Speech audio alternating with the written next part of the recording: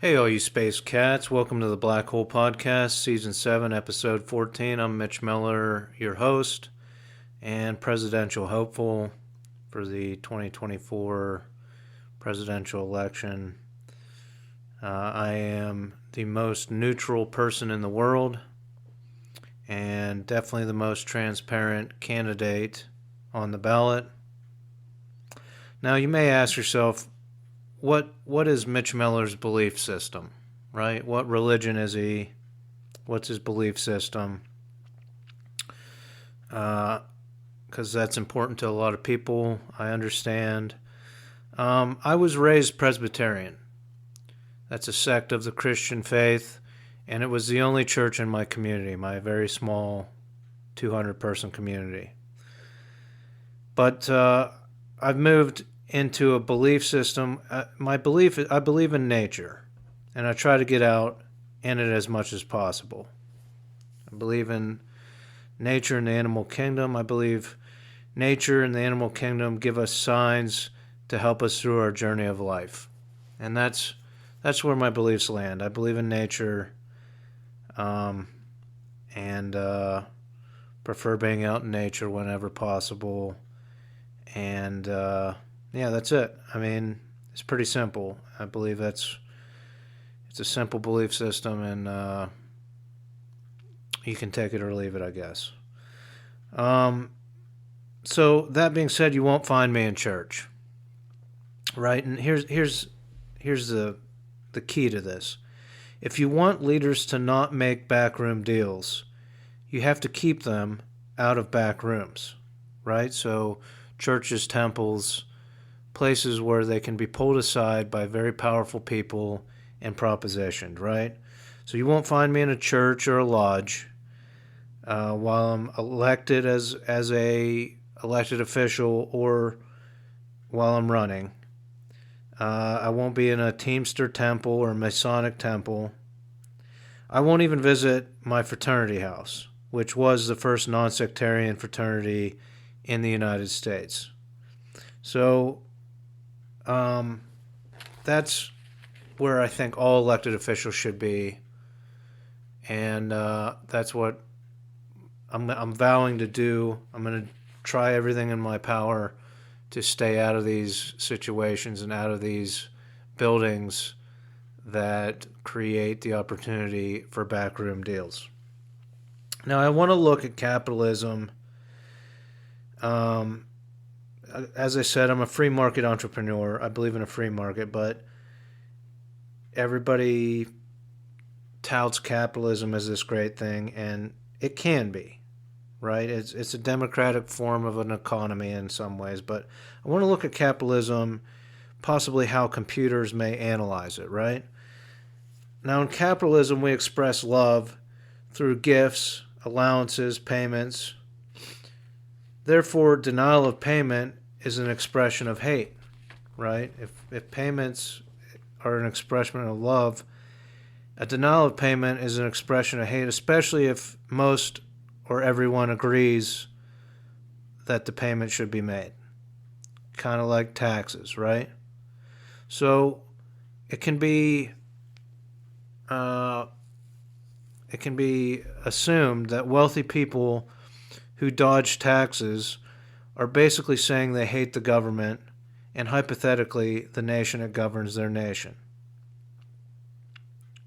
Now, there is a huge difference between someone living paycheck to paycheck and taking some cash payments and a wealthy person paying accountants to find tax loopholes because they hate their nation, right? Just like there's a difference between an elected official getting a few $1,000s a year from a corn crop on their land and wealthy politicians sitting on boards of powerful corporations they're supposed to regulate. So, there's nuance in these ideas and how, and I don't know if computers are equipped to differentiate between those nuances, but there are large differences between these two concepts. And we tend in the United States to focus on the poor and the low class as enforcing the laws as stringently as possible, when maybe we should look at the top wealthy class, and maybe supercomputers, artificial intelligence computers will do this.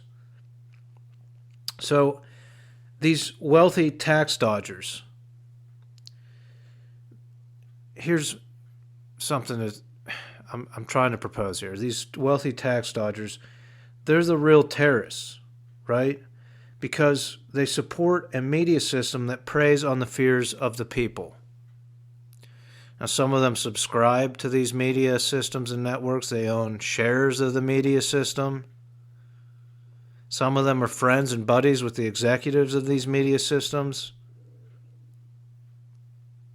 But the wealthy and their media bring terror into millions of people's living rooms 24 hours a day. They bring heinous murders that don't affect our lives at all.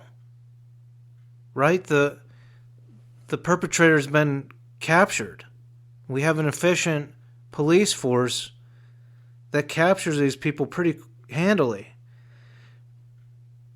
Maybe if the killer were on the loose, right? If the murderer, the criminal were on the loose, yes, maybe that would affect our lives. They need help, a dragnet to find these people, put it in the evening news, and hopefully we can help find the criminal. But there are tens or hundreds of crimes a day that are broadcast where the people were already caught. It doesn't affect us at all. You're just showing murders and heinous crimes to keep us on edge, to scare us, and it's a form of terrorism.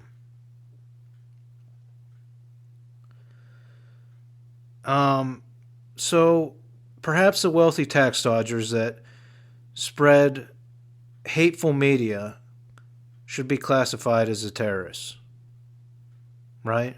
Now, I'm not saying we shouldn't classify people that commit acts of terror as terrorists. I'm not saying reverse the rule completely. I'm just saying let's identify all forms of terrorism, not just the ones that are kind of xenophobic in nature or, hate, let's identify all forms of terror if we're going to pay intelligence agencies to spy on hundreds of thousands of people, right? Identify all the forms of terror and apply that technology accordingly. So as president, changing the subject, as president, I'm going to offer, I just want to talk, changing the subject, I want to talk about corporate communists and their bailouts, right? They have companies that are too big to fail, and they get a bailout because the company might fail, right? They get a bailout from taxpayer funds. The government coordinates it, and it's happened in my lifetime quite a few times. The banks got huge bailouts. So as president, I'm going to offer a bottom-up bailout. All right, I think this is the way the bailouts should function in a capitalist society.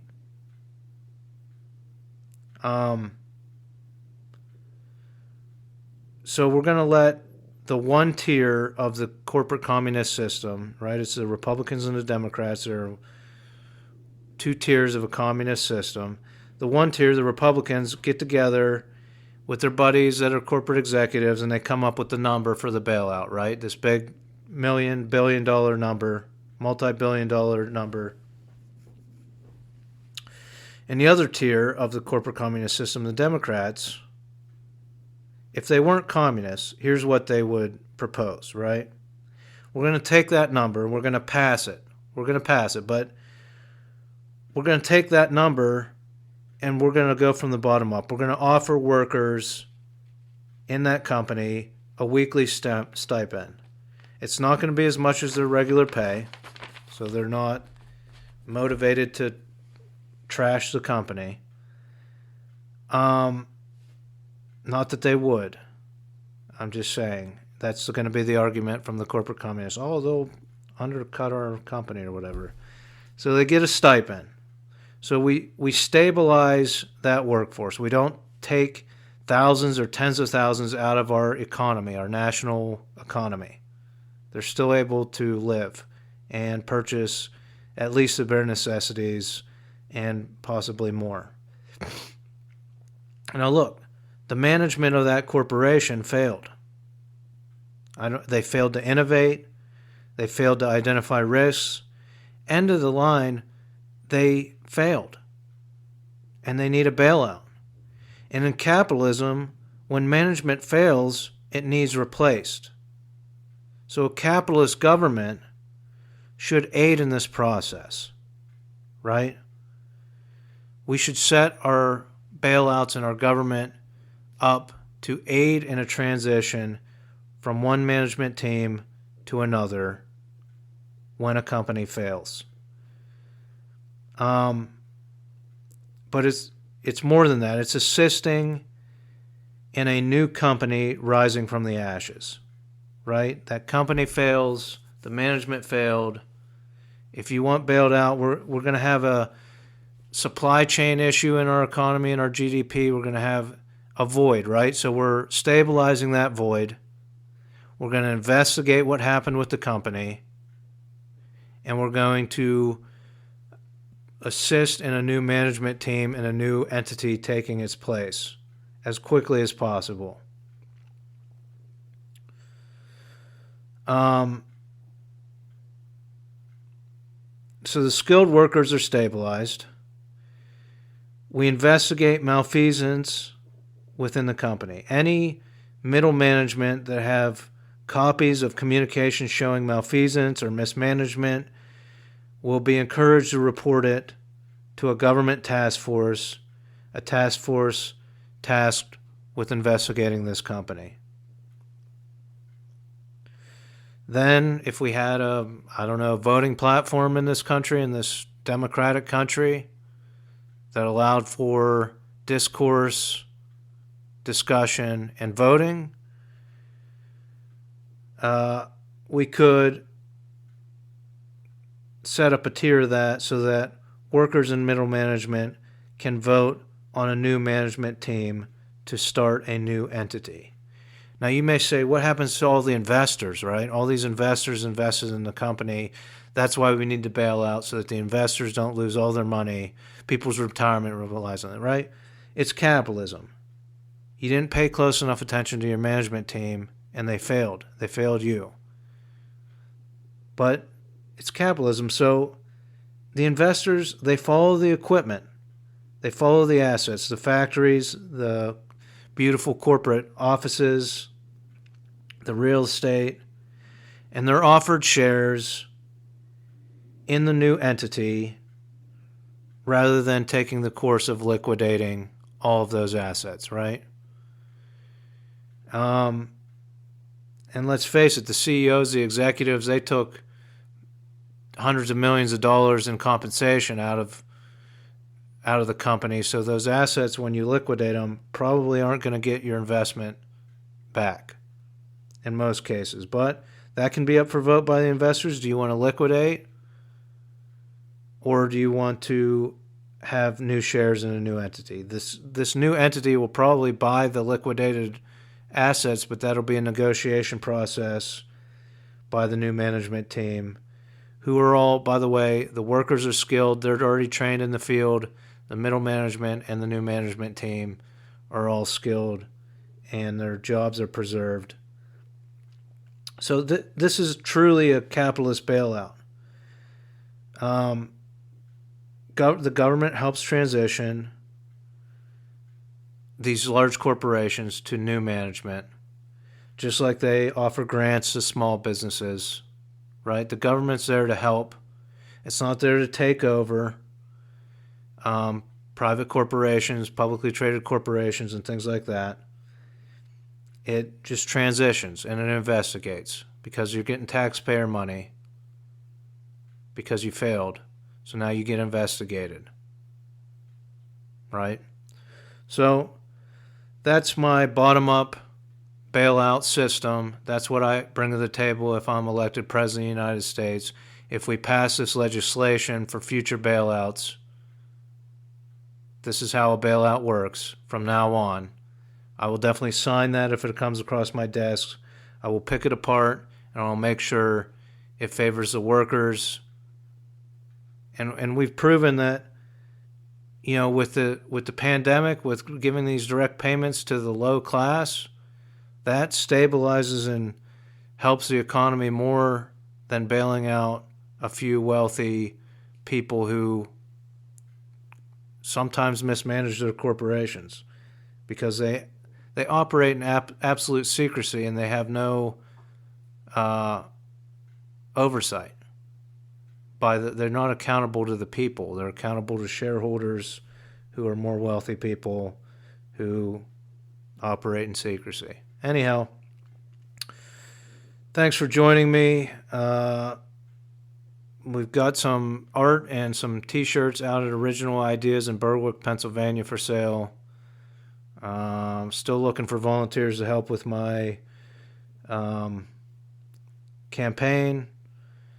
And all you lake communities and golf course communities, I know I'm hard on the people at the top, but they really should take some criticism, don't you think? So contribute to the campaign, $2,000. We'll build the Periscope platform, and we'll have a better, more democratic society. Until next time, I wish you peace, prosperity, and homeostasis.